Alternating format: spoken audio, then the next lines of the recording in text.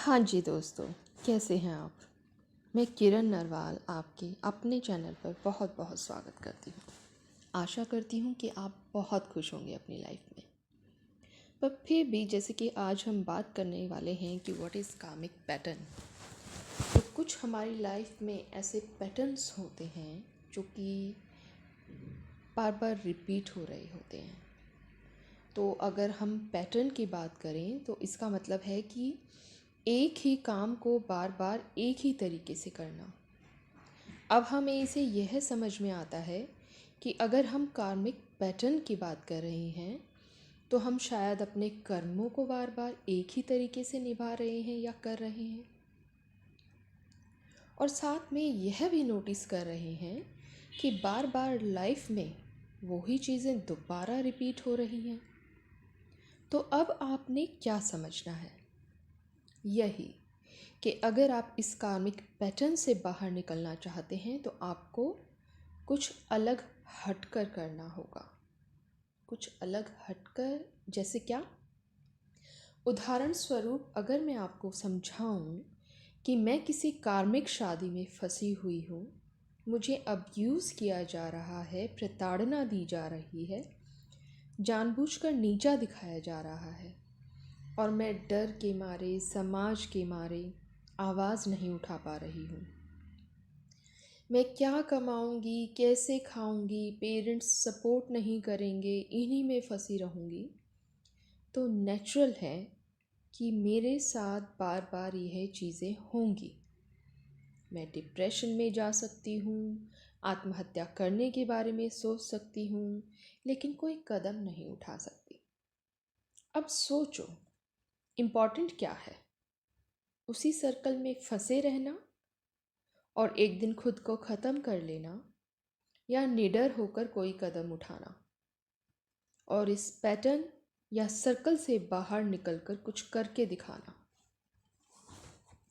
किसी भी कार्मिक पैटर्न से जब आप बाहर निकलते हैं तो मतलब आप अपने लिए एक्शन लेते हैं, अपने आत्म स्वाभिमान के लिए खड़े होते हैं, और जब आप ऐसा करते हैं तो यूनिवर्स या भगवान आपकी पूरी सुरक्षा करता है, आपको सही रास्ता दिखाता है, आपके लिए वो भी खड़ा हो जाता है। तो आपको यूनिवर्स पर सरेंडर भी कुछ चीज़ें करनी होती हैं ताकि वो आपकी हेल्प करें।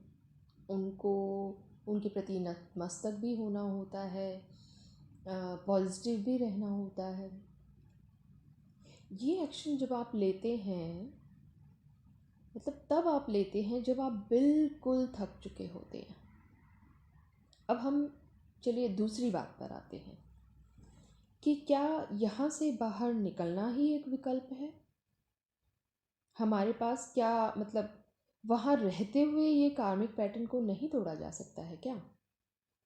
तो इसका आंसर होगा यस, बिल्कुल तोड़ा जा सकता है, लेकिन इसके लिए आपको ना कहना सीखना होगा, वो भी प्यार से।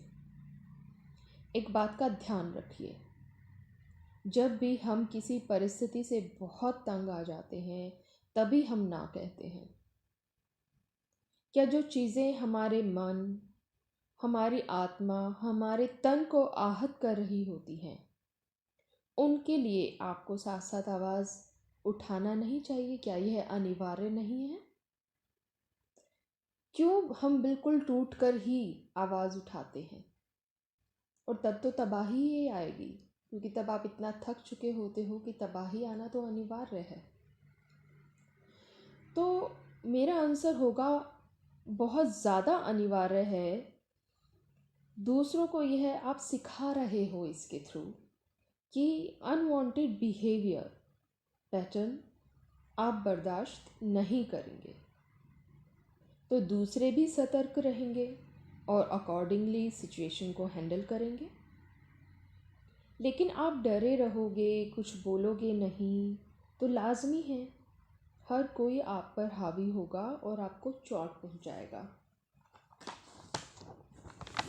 तो अब ये आपने डिसाइड करना है कि देखो, या तो बिल्कुल अति हो चुकी है, तब तो एक ही रास्ता है, जब कुछ सुधर ही नहीं रहा है तो कि आप वहाँ से बाहर निकल सकते हो, एक्शन ले सकते हो अपने लिए। दुनिया से, समाज से, परिवार से, सबसे लड़कर भी ये एक्शन लिया जा सकता है। और अगर आपको ये लगता है कि अभी ये स्टार्टिंग है तो आप ये सीख जाइए कि आपको किस तरीके से धीरे धीरे अनवांटेड बिहेवियर, अनवांटेड चीज़ों को ना कहना है और अपने फैमिली, फ्रेंड्स सर्कल में आपको ये जो पैटर्न आपके साथ किया जा रहा है, ये ना कहकर ये सिखाना है कि आप ऐसा बर्दाश्त नहीं करेंगे। तो ये चीज़ें आप पर डिपेंड करती हैं कि आपने क्या करना है। तो इससे हम क्या सीखते हैं कि जब हमें अपनी लाइफ में कार्मिक पैटर्न को रिलीज़ करना है तो डर निकाल कर प्यार से अनवांटेड चीज़ों के लिए ना कहना सीखें। आपको कोई प्रताड़ित क्यों करता है? क्योंकि आप अपनी लगाम दूसरों के हाथों में दे देते हो कि ले, तुझे हक है मुझे चोट पहुंचाने का, तो कृपया आप ऐसा ना करें। अपने ग्रहों पर काम ज़रूर करें। मेडिटेशन को अपनी लाइफ में ज़रूर ग्रहण करें। डेली बेसिस का आपका रूटीन 15 से 20 मिनट, आधे घंटे के लिए मेडिटेशन का ज़रूर होना चाहिए। इससे ज़्यादा भी आप कर सकते हैं, जितना भी आपका मन करे उतना करें। जब आप मेडिटेशन में कोई भी मंत्र को जाप करते हैं तो उस मंत्र के आगे पीछे ओम ज़रूर लगाएं। ये आपकी सुरक्षा करता है। और हमेशा सेल्फ केयर ज़रूर करें, अपने ऊपर काम ज़रूर करें, अपने ऊपर भी ध्यान दें।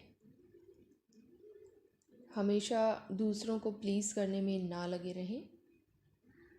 Self motivation, self care, self love भी बहुत अनिवार्य है, उसका भी ध्यान रखें। तो शुक्रिया मुझे सुनने के लिए, मेरी बातों को समझने के लिए। अगर मेरा ये सेशन आपके जीवन में कोई भी बदलाव ला पाएगा तो मैं बहुत खुशनसीब महसूस करूँगी अपने आप को। आप मुझसे पर्सनल सेशंस भी ले सकते हैं। मैं आपको आपकी लाइफ के अकॉर्डिंगली बेस्ट गाइड करूँगी। धन्यवाद। मेरे चैनल को लाइक करें, सब्सक्राइब करें, बेल नोटिफिकेशन को ऑन रखें ताकि मेरे आने वाली लेटेस्ट वीडियोस की अपडेट्स आपको मिलती रहें।